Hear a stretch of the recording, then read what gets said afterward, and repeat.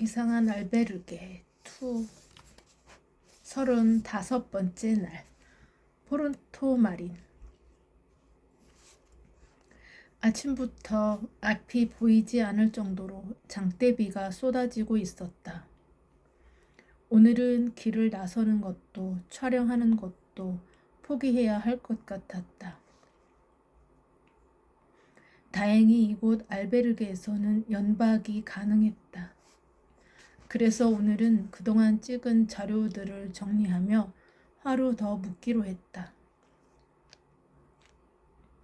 아침 식사를 하러 식당으로 가니 이런 날씨에도 우비를 입고 다음 여정지로 이동하려는 몇몇 순례자들이 보였다. 그들은 출발하기 전 서로 힘내라는 격려의 인사를 나누고 있었다. 부엔 까미노, 부엔 까미노. 나는 따뜻한 비프 스튜와 빵으로 아침 식사를 한 뒤 방으로 돌아왔다. 그동안 촬영했던 자료를 열어보니 첫날부터의 여정이 다시 머릿속에서 파노라마처럼 펼쳐졌다. 처음에는 무거운 배낭에 적응하지 못했고 걷는 요령이 없어 무릎과 발이 아프기 일쑤였다. 그때는 영락없는 초보 순례자였다. 걸으면서 촬영하는 것도 쉽지가 않았다. 게다가 걷는 도중에는 배터리를 충전할 수 없었기에 마을에 도착할 때까지 항상 신경을 써야 했다. 그렇다고 힘든 과정만 있었던 것은 아니었다. 아름다운 풍경에 눈이 즐거웠고 새로운 사람들과의 만남에 마음이 즐거웠다. 물론 처음에는 사람들을 인터뷰 대상으로 대하는 PD였지만 어느 순간 순례자들과 함께 동화되면서부터 나도 한 사람의 순례자가 되었다. 이렇게 변하게 된 데에는 질문 알베르게에서 얻은 답변들이 큰 역할을 했다. 뜻하지 않게 만난 질문 알베르게에서 받은 답변들이 내 정신을 일깨웠던 것이다. 나는 시간 가는 줄도 모르고 그동안 촬영한 자료들을 정리하고 나니 마치 오늘 하루도 순례길을 걷고 방금 알베르게에 도착한 듯한 느낌이 들었다. 진한 커피 한 잔이 생각났다. 창밖을 보니 어느새 비가 그쳐 있었다. 나는 마을을 둘러보고 커피도 마실 겸 알베르게를 나섰다. 시원한 바람에 실려오는 빛 내음이 코끝을 스치고 지나가면서 찌뿌둥한 몸과 마음을 개운하게 했고 부드럽게 내려앉는 가을 햇살이 내 몸을 따스하게 했다. 이처럼 비가 온 뒤의 마을 풍경들은 어제 본 것과는 사뭇 달랐다. 나는 산책하기 위해 발길 가는 대로 걷다 보니 어느새 마을 입구에 다다랐다. 어제 건너왔던 다리와 강이 보였다. 한껏 경치를 눈에 담고는 다시 발을 뗐다. 골목으로 들어서서 가다 보니 보도블록들이 예쁘게 잘 배치된 길이 나타났다. 약간의 경사가 진 길 양옆으로는 하얀 건물들이 도열하듯이 길게 이어져 있었다. 건물들에는 저마다 아기자기한 녹색 창문들이 달려 있었는데 그 모습이 아주 예뻤다. 건물 1층들은 아케이드로 이루어져 긴 통로를 만들고 있었고 2층 창문에는 작은 베란다가 있었다. 나는 보도블록을 따라 걸어서 올라갔다. 건물의 베란다에는 알록달록한 색상의 꽃들이 심어진 화분들이 나란히 놓여 있었는데 마치 꽃송이를 뿌려줄 것만 같아서 내가 동화 속의 마을에 온 듯한 착각이 들 정도였다. 내 발길이 통로 끝을 지나자 작은 광장이 나왔다. 맞은편 끝에는 산 니콜라스 성모 성당이 군더더기 없이 네모 반듯하게 서 있었는데 그 모습이 작지만 힘있게 느껴졌다. 성당은 왕관을 쓴 듯한 상단부와 파란색의 작은 창들이 나 있는 중단부가 매우 인상적이었다. 나는 또다시 발길 닿는 대로 걸었다. 포르토 마린의 건물들은 대체로 하얀 건물들이 많았다. 그때 아담한 카페를 발견했다.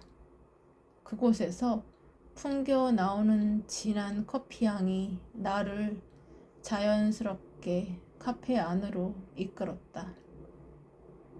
카페 콘 레체를 주문해서 한 모금 마셨는데 구수하면서 무겁지 않은 맛이었다.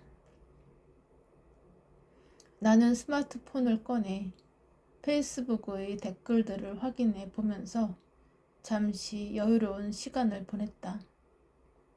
얼마 후 하늘이 어둑해졌다.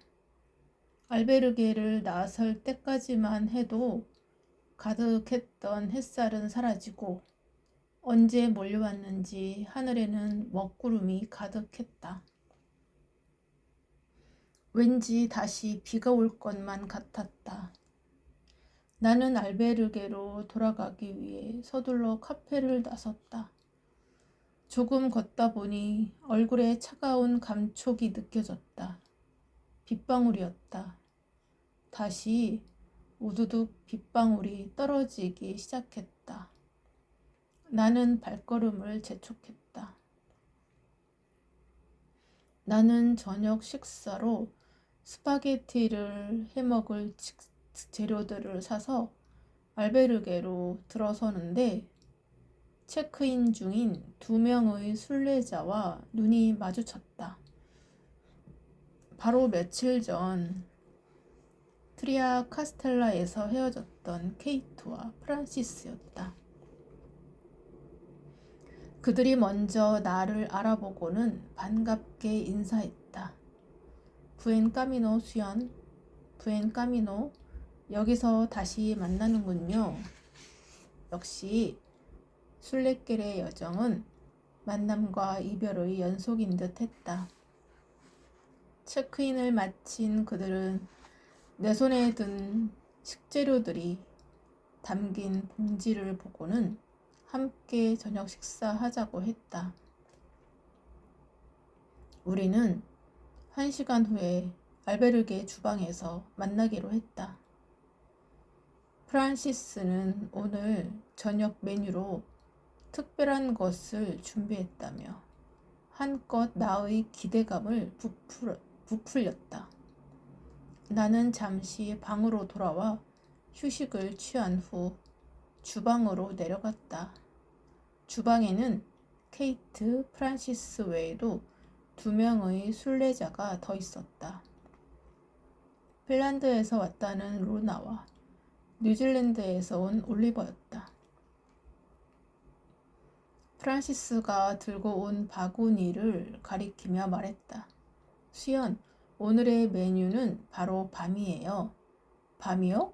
네, 밤이요. 하하, 케이트와 이곳으로 오는 길에 밤송이가 많이 보이더라고요.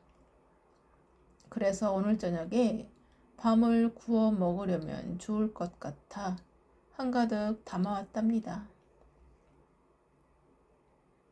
그들이 가져온 밤을 보자 나도 어제 포르토 마린으로 오는 길에 길가에 떨어져 있던 밤송이들이 기억났다. 한국에서 삶아 먹던 밤이 떠올라서 주워갈까 생각했지만 비도 오고 짐이 될 것 같아 그냥 지나쳤다. 그런데 프란시스가 밤을 주워와서 먹을 수 있게 되다니 스페인의 밥맛이 무척 기대되었다. 우리는 각자가 가지고 온 식재료들을 꺼내 손질하기 시작했다. 내가 준비한 스파게티 재료들과 다른 사람들이 준비한 빠에야와 샐러드 재료에 소시지까지 식재료들이 다양했다. 루라는 맞은편 가게에서 사왔다며 와인 한 병을 바구니에서 꺼냈다. 고소한 크림 향이 가득한 스파게티가 완성돼 갈 때쯤 프란시스는 구운 밤을 접시에 한가득 담아 테이블에 놓았다. 모든 요리가 완성되자 우리는 테이블에 둘러앉아서 와인을 따랐다. 오랜만에 맡아보는 구운 밤 향이 코끝에 와닿았을 때 어울리지 않을 것 같던 스파게티의 크림 향과 테이블에 올려진 와인 향이 오묘한 조화를 이루며 우리를 더욱 즐겁게 했다. 프란시스가 와인잔을 들며 말했다. 우리의 100km 지점 통과를 축하하며 한잔해요. 프란시스는 와인을 한 모금 마시고는 구운 밤을 입으로 가져갔다. 나도 와인잔을 한 바퀴 돌리며 향을 맡고 입속으로 한 모금 넣었다. 드라이한 맛이 입안의 미각을 깨웠다. 나는 테이블에 놓인 스파게티와 빠이야를 덜어와 먹었다. 케이트가 와인을 마시고는 말을 했다. 여기까지 온 것이 꿈만 같네요. 처음 출발할 때만 해도 순례길을 완주할 수 있을지 걱정이 되었어요. 그런데 어느새 700km 정도를 걸어 표지석 앞에 섰을 때는 감격스럽더라고요. 저도 모르게 너무 좋아 소리를 질렀답니다. 옆에 있던 프란시스가 말했다. 하하, 케이트가 소리를 질렀을 때 깜짝 놀랐어요. 저도 표지석이 반가웠어요. 그래서 바로 표지석 옆에서 인증샷을 찍었어요. 제 페이스북에 올리려고요. 가족들과 친구들이 페이스북으로 제 소식을 접하고 있거든요. 케이트가 말했다. 이 길을 걸어오면서 많은 사람들을 만났답니다. 그 사람들과 우리는 같은 길을 걸어왔다는 생각에 더 감격스러웠어요. 무거운 배낭에 어깨가 아플 때면 그만 포기하고 싶을 때도 있었지만 이렇게 꿋꿋이 걸어온 제가 무척 자랑스럽기도 했고요. 이제 조금만 더 걸으면 산티아고에 도착할 수 있어요. 100km가 남았다는 것이 저에게는 특별한 의미로 다가오네요. 프란시스가 이어 말했다. 저도 이 여정의 끝에 섰다는 것이 실감이 났어요. 그때 큰 눈으로 신기한 듯 우리를 바라보며 귀를 기울이던 루나가 말했다. 우와, 정말 좋으시겠어요. 저는 사실 사리아에서 출발했답니다. 그래서 100km 표지석을 지날 때는 이제 시작이구나 싶었어요. 약간의 설렘이 있기는 했지만 담담했답니다. 그런데 다른 순례자들을 보니 아주 반가워 하더라고요. 저도 생장에서부터 걸어왔다면 그런 즐거움을 느꼈을 텐데 아쉽네요. 올리버는 어떠셨어요? 하하, 저는 빨리 산티아고에 도착하고 싶네요. 아직 100km가 남아 있으니 좋아하기에는 이르지요. 저도 표지석을 지나오기는 했지만 저에게는 단지 숫자가 적힌 돌일 뿐이었어요. 제가 기쁨의 함성을 지를 곳은 산티아고 데 콤포스텔라이니까요. 프란시스가 나를 보며 물었다. 수연 씨는 어떠셨어요? 저도 생장에서부터 700km를 걸어와서인지 100km가 무척 가깝게 느껴지네요. 어제 사리아에서 출발할 때부터 평소보다 많은 순례자들이 보였어요. 루나 씨처럼 그곳에서 출발하는 사람들과 함께 걷기 시작하는 구간이라서 순례길 느낌이 좀 달랐던 것 같아요. 루나가 이어 말했다. 세상에, 저는 이제 출발이라 100km가 먼 것 같은데 100km가 가깝게 느껴진다니 대단하네요. 700km를 걸어온 순례자로서 잘 걷는 방법이 있으면 저에게도 좀 알려주세요. 일단 배낭의 허리끈과 가슴끈을 바짝 조여 배낭이 몸에서 흔들리지 않게 밀착시키는 게 좋아요. 신발 끈도 느슨하지 않게 꽉 묶어주어야 하고요. 그리고 무엇보다 배낭이 가벼워야 한답니다. 배낭 무게도 아주 중요하지요. 우와, 내일부터 꼭 신경을 써야겠어요. 그리고 한 가지 더 있는데요. 내가 말을 꺼내려는데 올리버가 끼어들었다. 배낭과 신발도 신경 써야겠지만 가장 중요한 건 마음가짐이랍니다. 순례길에 왜 왔는지, 어떻게 걸을 것인지 생각해 보는 게 더 중요하지요. 프란시스도 덧붙였다. 무엇보다 중요한 건 순례길의 여정이 재밌어야 한다는 거예요. 즐거운 마음으로 오늘처럼 이렇게 좋은 사람들과 함께 걷다 보면 어느새 산티아고 대성당에 도착해 있을 거고요. 케이트가 이어서 말했다. 욕심내서 빨리 걸으면 절대 안 돼요. 자기만의 속도에 맞추지 않으면 발목과 무릎에 무리가 많이 간답니다. 결국 더 늦어지게 되고 때로는 불상사가 발생할 수도 있어요. 저도 초반에 만난 내리막길이라서 너무 신나서 뛰었다가 고생하기도 했어요. 내가 다시 말을 이었다. 그리고 한 가지 더 있는데요. 나는 그들에게 질문 알베르게에 관해 얘기해 주었다. 멜리데에 있는 질문 알베르게 주소도 알려주었다. 그들은 기회가 된다면 가보겠다고 했다. 어느덧 창밖에는 짙은 어둠이 내려와 있었다. 우리는 즐거운 저녁 파티를 끝내고 방으로 돌아왔다. 침대에 누워 어제 오늘 있었던 일들을 떠올려 보았다.